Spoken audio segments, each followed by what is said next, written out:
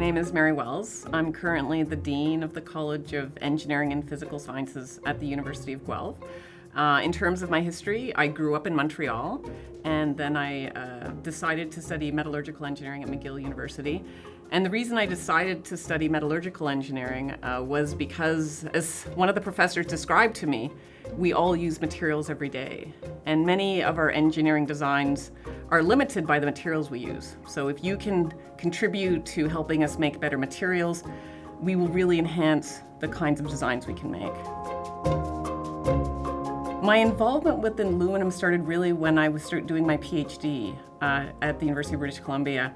And up until that point, I'd really done quite a bit of work in the steel industry, but when I was thinking about the future, one of the things that was very attractive to me about aluminum was its low density. And as a lightweight material, it really had the potential to alter the energy needs for vehicles, because the larger the mass, the more energy you take to move it. So anything we could do to lightweight vehicles or planes was of real interest to me. And so I decided to pursue then some studies related to aluminum, and I worked very closely with an aluminum company in Canada. So I had a really fantastic PhD experience because I got a chance to look at some of the fundamental aspects of issues around aluminum, but also the application in a real world sense. And that really was very appealing to me as a student.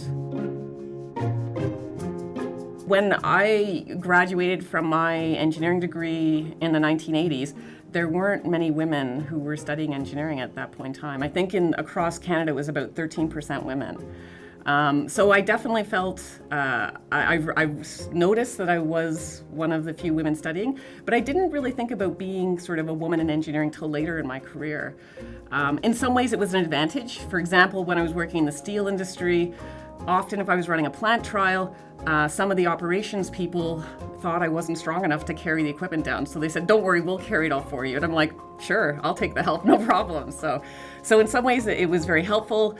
But often they did question you in terms of your technical expertise, because really the stereotype is that women are not as strong as men at math and science, and that stereotype still exists today. So even today, we have a significant shortage of women who choose to study engineering. So it's something we really need to address, because the diversity of thought is so important in terms of coming up with the creative solutions, the creative ideas we need to come up with the best solutions. So it's something I'm very passionate about, and have worked for the last decade to try and improve and expose young women to careers in engineering and the very fulfilling careers you can have as an engineer and the difference you can make. Inherently, I think women are very interested in getting involved in careers where they can create meaningful solutions. And engineering is a perfect career to do that. You know, we tackle difficult problems in a team environment. It's a very collaborative profession. And I think it's just really getting the stories out about what engineers do and what they can achieve together. And we started to see a turn in the number of women that are interested in careers in engineering, in this country anyway. So I'm very pleased about that. If I were to think about young women starting out their careers today, the advice I would give them is to believe in yourself, and that we desperately need your talents and your brain power to help us solve some very important challenges our world faces. When I think about one of the largest technical challenges facing our aluminum industry, we've seen a huge interest in lightweighting of vehicles, which is an area I've worked in. And so we see much more emphasis, and the projections for the use of aluminum in vehicles is really very strong over the next few years. The issue I see as when we think into the future, at the end of service of these vehicles, for example, what will we do with all the aluminum that we've used? This is a material that requires a huge amount of energy to separate from nature to create it in its pure form. And we don't want to lose all that energy we put into it. So we do need to think very carefully about, as we start to integrate more aluminum into cars, as they go through their useful life, at their end of service, what will happen? And we have really nothing in place right now to disassemble these cars and recapture the valuable aluminum that's there to make sure that it is recycled back into the same kind of component it was used in, versus being downcycled into maybe a lower quality component. So that to me is one of the biggest challenges that I see.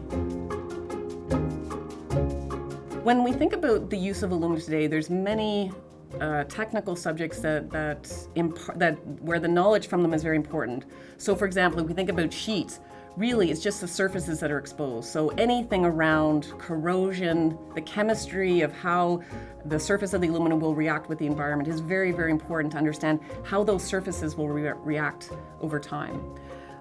In my own career, I've had the opportunity to work in a mechanical engineering department, and I've seen the value of speaking to the mechanical engineers with my materials knowledge and seeing how they approach problems. So I think, again, in terms of how aluminum alloys in a structural component where they have to sustain load will react to that load, how they will deform, how they will fracture, are all very, very critical aspects to really be able to design the next generations of alloys we need to be able to be higher strength, to be able to be more ductile. When I think about the current trends in alloy development, it's very interesting. There was a really nice talk at the conference I was at this week talking about the history of the use of some of the aluminum alloys in automotive applications. And surprising to me, actually, when we look at some of the very, very first cars designed and developed, there was aluminum that was integrated into them, which I don't think many people know.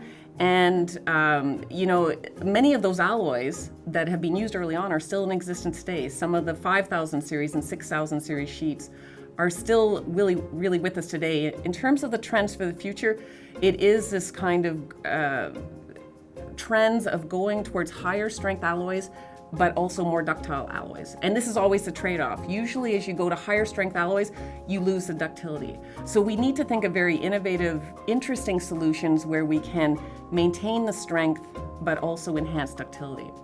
I had a really fantastic opportunity to work with a Canadian company, Novelis, at the time, to look at how do we tailor the properties spatially so that we can have the kinds of properties we need, for example, the surface, where you may need good corrosion resistance, but then also the bulk properties or the core properties of strength in the middle.